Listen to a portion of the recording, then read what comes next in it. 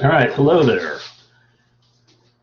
Today, the first video for Unit 4, we're going to look at the foreign policy of the Kennedy administration, primarily focusing on two areas, Cuba and then Vietnam. And this will include looking at the background of Vietnam and then taking it up to Kennedy's assassination.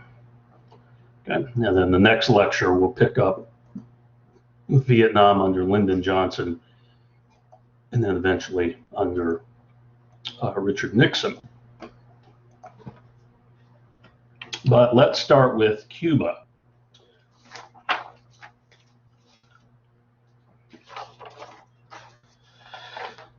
Cuba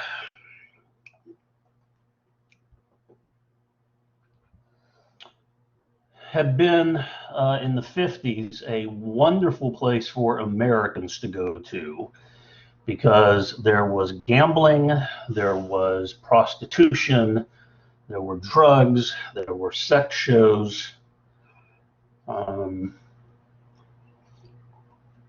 So things may have not been great for the Cuban people, but Cuba was definitely a playground for rich Americans. The country is being run by Fulgencio Batista, but in reality, the mob in United Fruit over the real powers in Cuba. Batista himself was taking about $1 million a month in kickbacks from the mafia to look the other way. And much of that money then flowed down into the military and the secret police. Most of the heroin that came to the United States in the 50s came through Cuba on its way to Florida. So again, if you were Batista or his cronies, or if you were an American, Cuba was a wonderful place to go and have some fun. For the Cuban people themselves, it was not so great, and rebellions had broken out. The most notable one, led by Fidel Castro, who had fled to Mexico after a failed rebellion and then had come back and had built up a sizable following. But in 1959, Batista fled. If you've watched The Godfather Part 2, there's a scene where Michael Corleone is in Havana, and Batista is toasting his guests a Happy New Year and telling them they should probably flee for their lives as Castro comes into power.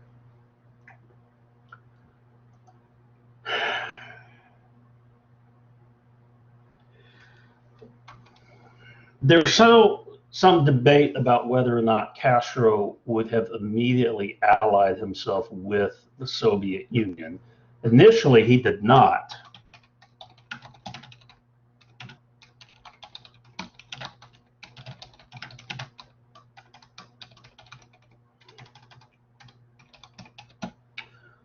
It's possible he might have been trying to find a third path,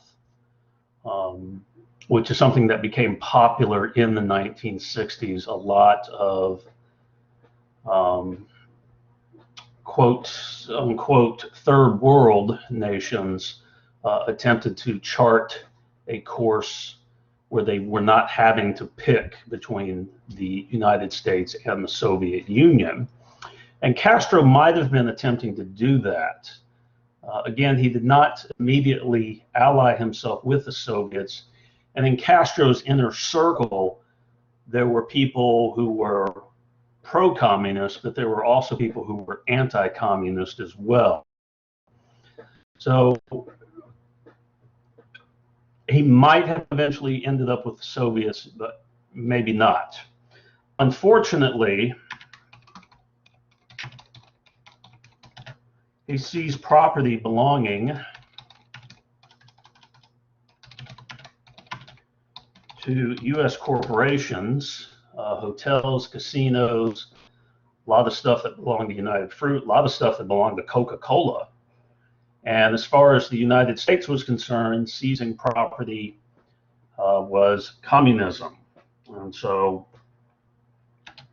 the U.S. and its allies stopped buying Cuban sugar. Well, if the U.S. and Western Europe are not going to buy what Castro is selling, sugar, there's really only one other game left in town to sell to, and that's the Soviets. So, and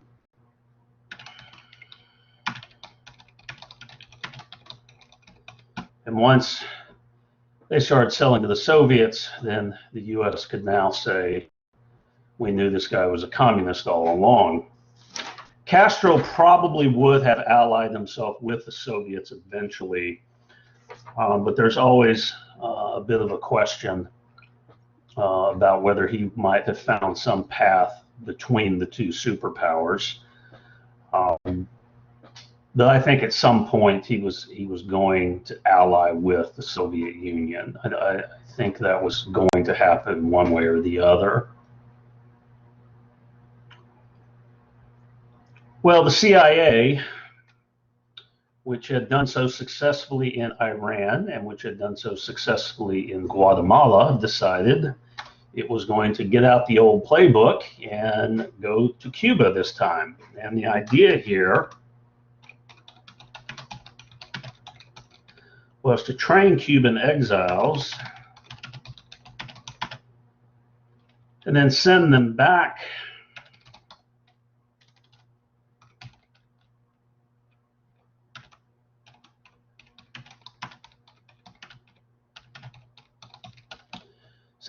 to Cuba to lead an uprising.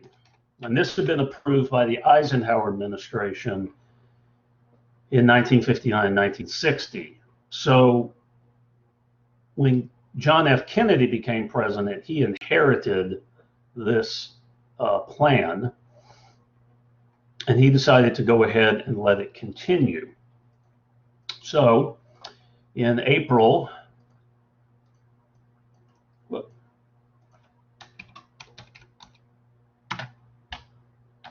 17th, 1961, 1,400 Cuban exiles landed at the Bay of Pigs in order to begin the uprising, and it failed pretty spectacularly, partly due to the fact that there was no popular support for an uprising.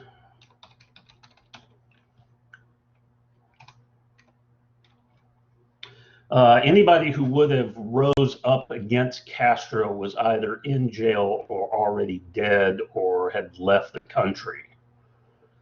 So there was no homegrown opposition to Castro at this point. So there's no popular support, at least out in the open, for an uprising. And once the military, the exiles, were basically pinned down at the Bay of Pigs, Kennedy refused to give any more further U.S. military support.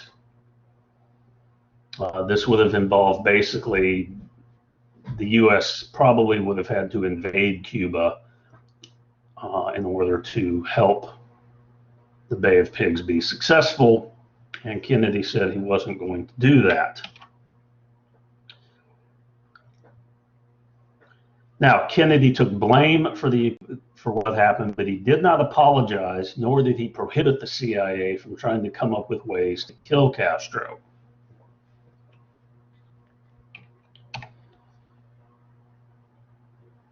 In October of 1962, a U-2 flight, a U-2 was a kind of spy plane, flew over Cuba and noticed that the Cubans were getting themselves some IRBMs.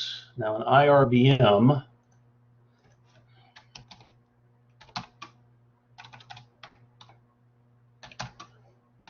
is a missile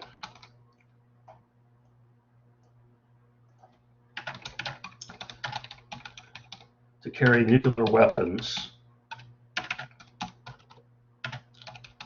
It has a 2,000-mile range, which means about 2/3 of the United States is in range of these nuclear weapons, because, again, this is 90 miles off the coast of Florida.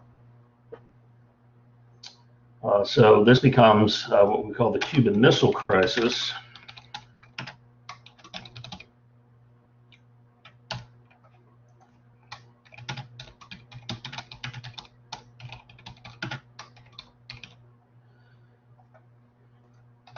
Kennedy sends the Navy to blockade Cuba to prevent Soviet deliveries of any more missiles. And at some point, the Soviets did show up. And so for about 13 days, the US Navy and the Soviet Navy were eyeball to eyeball. Okay, this is the closest we came to nuclear war. And in fact, one Soviet submarine wanted to fire its missiles.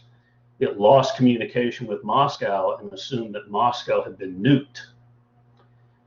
It requires the top 3 officers to fire the nuclear weapons, and one of them refused. And so this one Russian officer prevented the Soviet Union from firing, or prevented a Soviet submarine from firing nuclear missiles at the United States, which undoubtedly would have led to the US firing its nuclear missiles.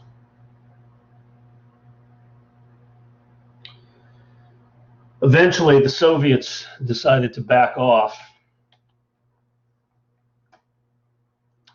You can see here another U-2 flight on November 1st, showing the sites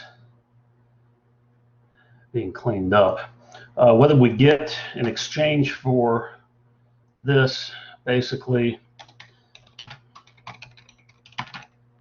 let's start here. Let's start with the Soviets.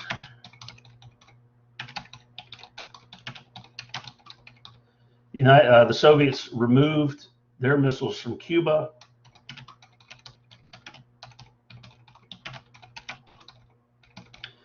The United States removed its missiles from Turkey, what were called the Jupiter class missiles, which were about 100 miles from the Soviet Union, are removed.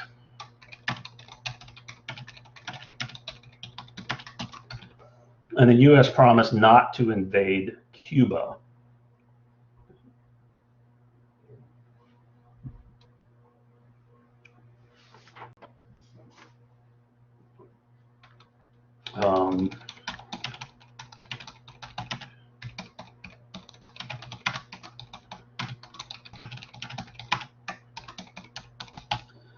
Direct phone link is set up between the White House and the Kremlin.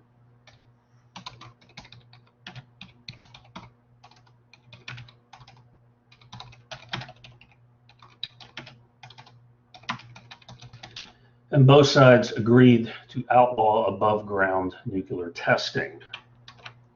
All right, so some very important things: pulling missiles away from each other's borders. U.S. promising not to invade Cuba. Of course, the CIA is going to keep trying to kill Castro for decades. A link between the White House and the Kremlin, and outlawing above-ground nuclear testing. So all very important points for both sides. Now, the other problem that Kennedy inherited was the problem in Vietnam, a problem that really goes all the way back to World War II. So we're going to have to take a little bit of a trip here in time. Vietnam, the light colored country here,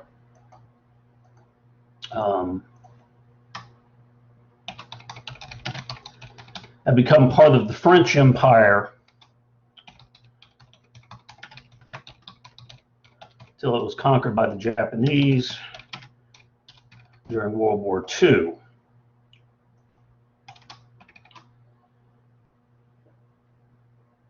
During World War II, a guerrilla group called the Viet Minh, led by Ho Chi Minh. This is a young Ho Chi Minh. This is an older Ho Chi Minh. But the Viet Minh fought the Japanese,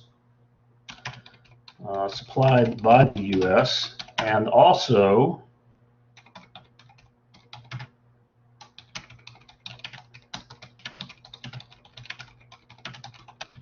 rescued American pilots who were shot down over China. All right, so the United States was working with Ho Chi Minh and his Viet Minh during World War II. We gave weapons pretty much to anybody who was going to shoot at the Japanese.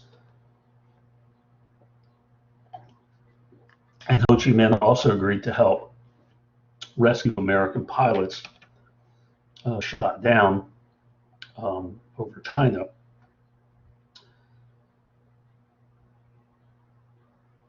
After World War II,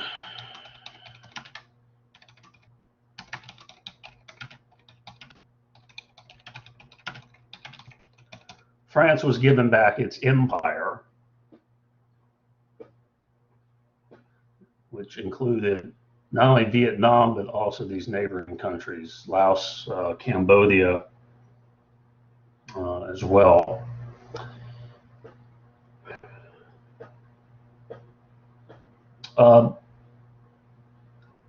The Americans who had worked with Ho Chi Minh during World War II was a group called the OSS, which is somewhat of the forerunner of the CIA.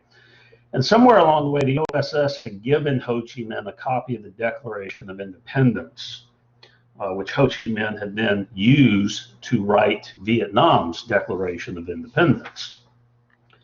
Ho Chi Minh had sought recognition for an independent Vietnam from the United States and was routinely ignored by the U.S. President Harry Truman. In September of 1945, the first American dies in Vietnam. An OSS officer called Peter Dewey was mistaken for a French officer and assassinated by the Viet Minh. His body was never recovered, but shortly before his death, he had filed a report saying that the U.S. should get the hell out of Vietnam while it still could.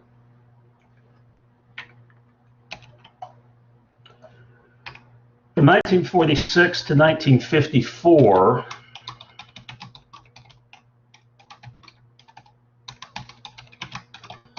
the First Indochina War was fought between the French and the Viet Minh. This war was largely fought with very little international awareness. Certainly very few American newspapers beyond probably the New York Times carried any information about what was going on in Vietnam. Probably not until the war in Korea broke out. When the war in Korea broke out in 1950,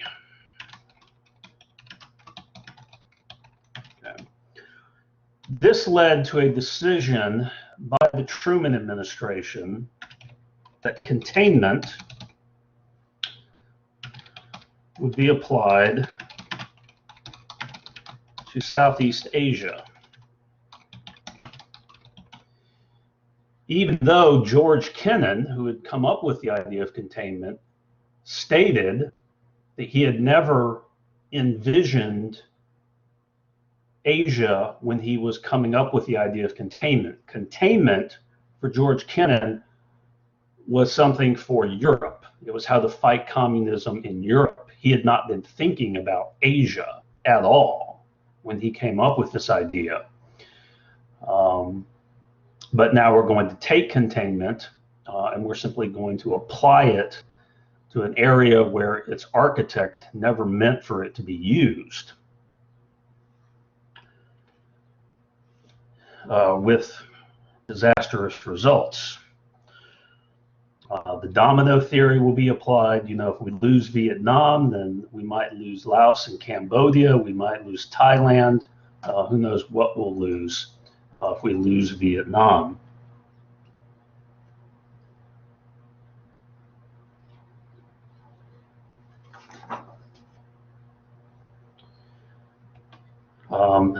Slowly, the United States is going to begin supplying military equipment to the French.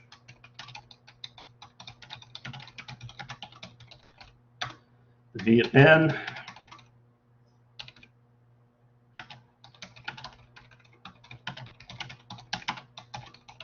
getting a lot of their military aid from China. By 1954,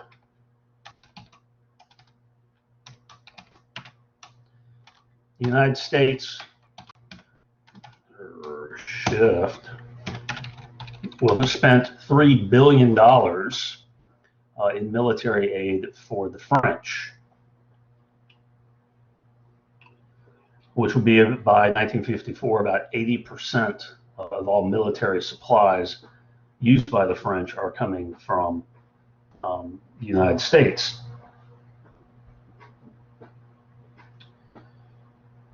Now, in 1953, the French came up with an idea to strike.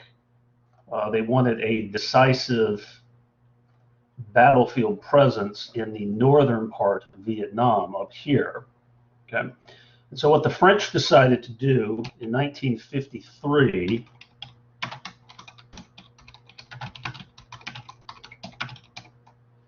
if I can spell,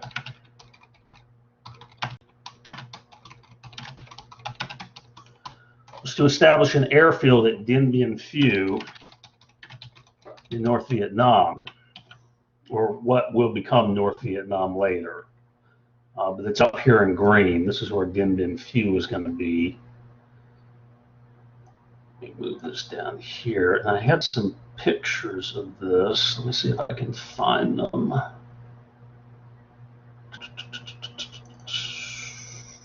It's not it. Back in semesters.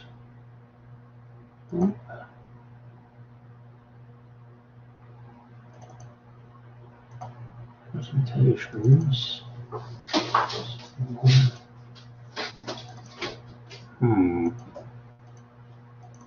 So here. And I had some really good pictures and maps of all this. Give me just a second. Let me see if I can figure out what happened to them.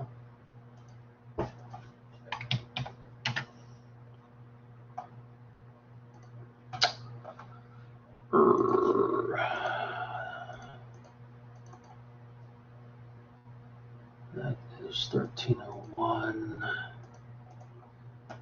All right, I'll just have to pull them back out.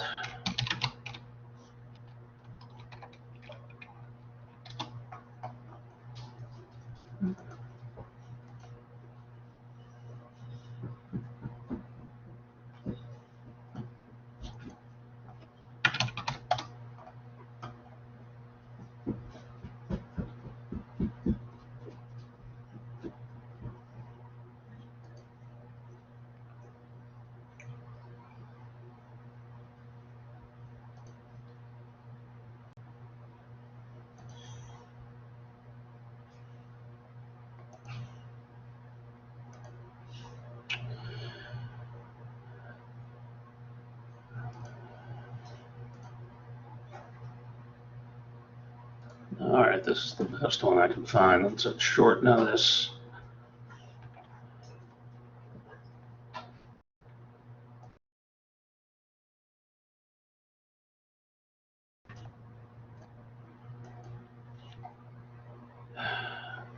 Computer, wake up.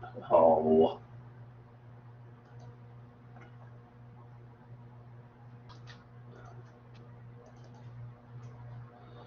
With the French establishing a series of forts, Isabel, Claudine, Dominique, Beatrice, Gabrielle, Elaine, Huguette, and Anne-Marie, along this airstrip here. What they weren't expecting, these are French troops receiving airdrop supplies. Why are they getting airdrops? Because the Viet Minh went up into these mountains and began raining artillery all down along this area, okay? And eventually began overrunning the outposts, Beatrice, Gabrielle, and some of the others. The Viet Minh literally took howitzers apart, okay, and carried the pieces on bicycles or with human power up into the mountains and then put them back together. Okay, thousands upon thousands of people took part in this operation to carry hundreds of pieces of artillery up into these mountains to rain down fire on the French and eventually begin overrunning the French positions. There are 50,000 Viet Minh, there are 10,000 French. The siege of Dien Bien Phu lasted about 5 weeks. Eventually, the airstrip is shut down entirely, and the French are forced to parachute men and supplies in. Nothing is getting out of Dien Bien Phu, so none of the wounded are getting out. Nothing is happening. The French appealed to the United States for help.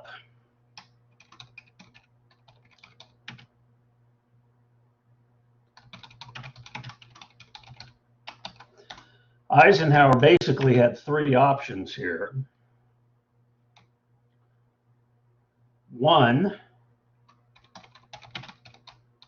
ground troops. 2,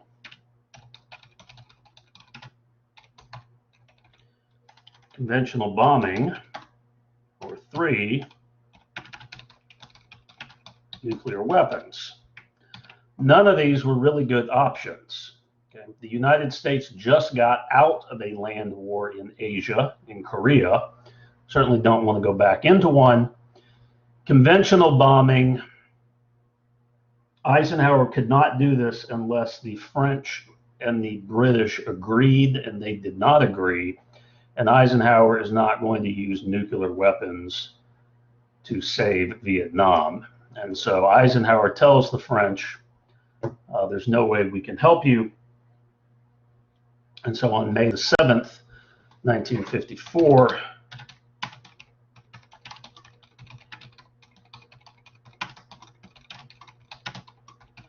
the French surrendered Dien Bien Phu. Now, you're probably wondering, this is not a huge loss. It's only 10,000 troops who are surrendered. But you have to understand, by this point, France had already suffered 100,000 casualties in a war that was clearly not being won at all. And so France had decided to simply get out.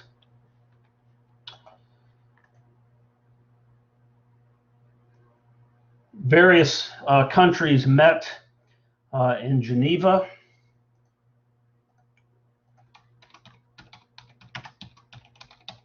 The Geneva Accords. This is the United States, Great Britain, France, China, the Soviet Union, Vietnam itself, Cambodia, and Laos. And so what was decided was to divide Vietnam at the 17th parallel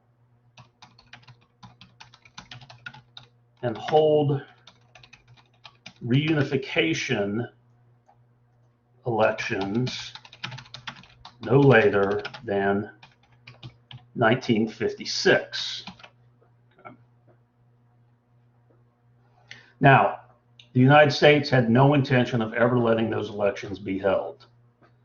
The CIA feared that Ho Chi Minh was really, really popular and that he would win the election. And so the US had no intention of ever holding these elections. So the country becomes divided here at the 17th parallel, right? And what we basically have after 1954 is a North Vietnam, essentially belonging and run by Ho Chi Minh, and a South Vietnam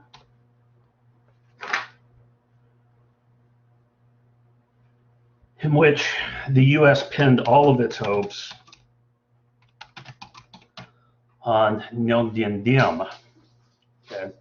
Or as Eisenhower called him, the miracle man of Asia.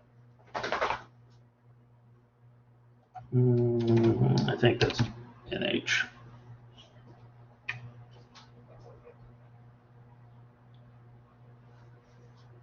Soviet military aid began to flow to North Vietnam. U.S. military aid began to flow to South Vietnam.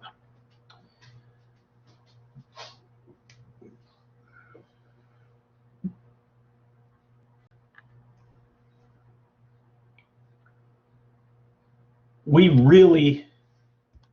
being the United States, put a lot of pressure on Nguyen Dien Diem, and we gave him a lot of money. And we encouraged him to help the peasants in Vietnam. You know, we gave him money and said, you got to build hospitals, you got to build roads, you got to build sewage systems, you got to do something to help the poorest people of your country. He took none of our advice. He took our money, but he didn't take our advice. And so things for the poorest people in Vietnam, the peasants, didn't go well. In North Vietnam, things were not going well for peasants either. Thousands of peasants in North Vietnam were either executed or sent to re-education camps, which are basically forced labor camps where you will be ideologically cleansed by the communists in Vietnam. The North Vietnamese also began building the Ho Chi Minh Trail. Now, this is a supply trail that runs through Laos and parts of Cambodia into Vietnam, and this allowed the North Vietnamese to send military supplies to the south. Initially, it really was just a trail, but by the 1970s, parts of it were clearly road, and there was a fuel line, a pipeline that ran parallel to some of it as well.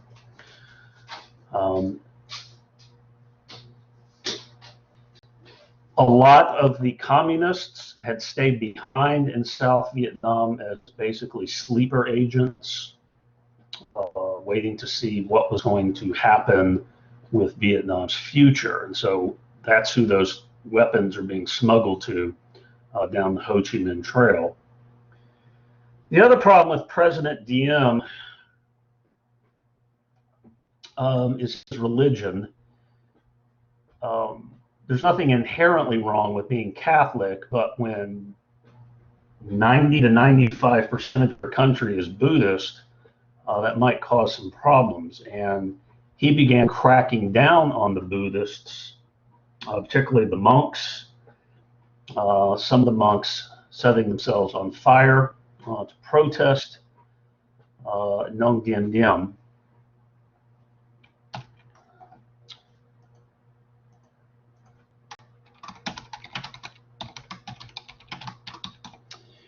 In 1959, the Second Indochina War begins. This one will last from 1959 to 1975. This will become the Vietnam War for the United States.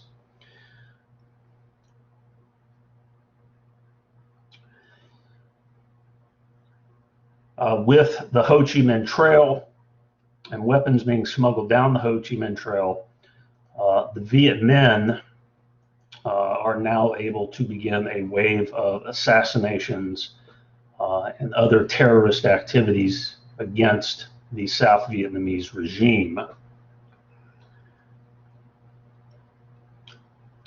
Now this becomes Kennedy's problem. Kennedy, feeling that he had been burned by the CIA, decided to send his own team to investigate. So in 1961,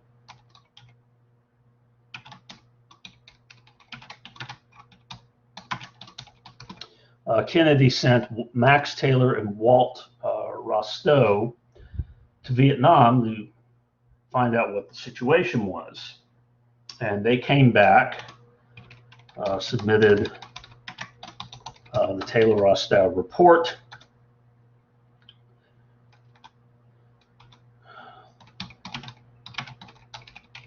Which said the war in Vietnam is winnable, and made two recommendations.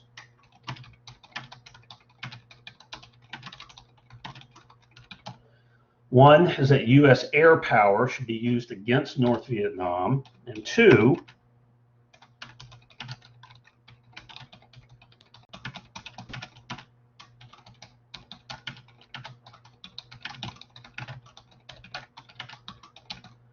more military advisors should be sent to Vietnam to train South Vietnam's army. Okay? Both of which, the first one, Kennedy's not going to do that yet, but he will do the second one. He will start sending more military advisors. And in fact, by the time of Kennedy's death, there'll be about 17,000 U.S. military personnel in Vietnam as advisors. The situation with Nguyen Dien Diem got worse and worse. In fact, at one point, Nguyen Dien Diem was using South Vietnam's army to fight the Vietnamese mafia rather than fight the North Vietnamese, who were supposed to be his enemy.